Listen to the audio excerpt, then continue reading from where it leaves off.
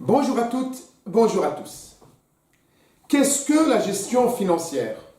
Voilà, donc un terme, une expression qu'on utilise en économie, gestion, comptabilité, mais des fois on ne sait pas ce qu'on doit mettre dedans.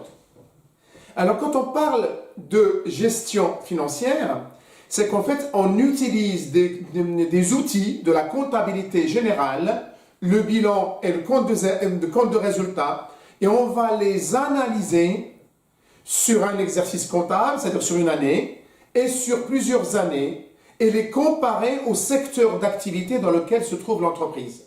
Pourquoi faire? Justement, pour découvrir la situation financière de l'entreprise et surtout pour prendre des décisions à court et moyen terme, voire à long terme.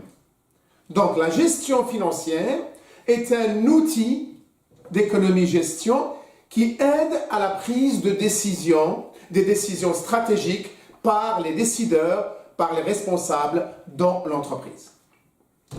Alors il faut savoir, quand on parle de gestion financière, en fait, on va s'intéresser à deux documents comptables. Le premier, c'est le bilan, et le deuxième, c'est le compte de résultat. Alors là, je ne vais pas aller vraiment dans les détails, je vous donne juste les grandes lignes. Par contre, si vous voulez consulter, si vous voulez découvrir les détails des analyses de ces deux documents, je vous invite à visionner, regarder des séances qui sont déjà disponibles sur la chaîne concernant l'analyse du bilan et l'analyse du compte de résultat. Alors commençons par le premier, le bilan. Donc à partir d'un bilan comptable, un bilan financier, l'entreprise va effectuer des analyses en établissant d'abord ce qu'on appelle un bilan fonctionnel, qu'on appelle aussi bilan condensé. Bilan fonctionnel, bilan condensé. Donc à partir d'un bilan comptable détaillé, on va créer 4 blocs, 4 catégories dans un bilan condensé, bilan fonctionnel. Rapidement, ces 4 catégories, les 4 blocs, c'est quoi? Eh bien, on a l'actif, donc on va commencer par l'actif, on a l'actif immobilisé, qu'on appelle aussi actif stable ou les emplois stables. D'accord? Deuxième catégorie de l'actif, c'est ce qu'on appelle l'actif circulant. Le passif, on va créer 2 blocs, 2 catégories. La première catégorie, on va l'appeler passif stable. On peut l'appeler aussi capitaux permanents.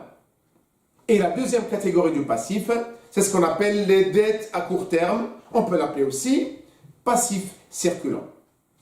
À partir de ces 4 catégories-là qui forment le bilan fonctionnel et le bilan condensé, on va calculer des indicateurs financiers.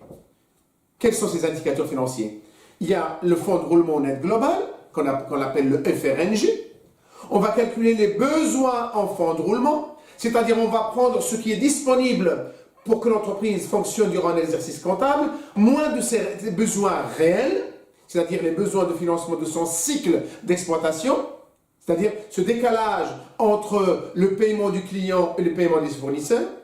Et la soustraction, c'est-à-dire quand on fait le fonds de roulement net global, FRNG, moins les BFR, les besoins en fonds de roulement, on arrive à une trésorerie nette globale, TNG, qui doit être, il est conseillé qu'elle soit positive, comme ça l'entreprise n'a pas besoin de faire appel à des dettes à court terme, pour financer son cycle d'exploitation.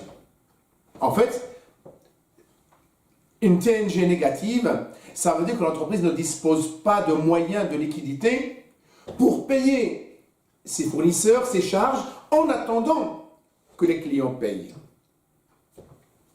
L'analyse du bilan, à travers le bilan fonctionnel, ça permet aussi de calculer des ratios, différents ratios, donc comme le ratio d'autonomie financière, le ratio de solvabilité, etc. Il y en a plusieurs ratios.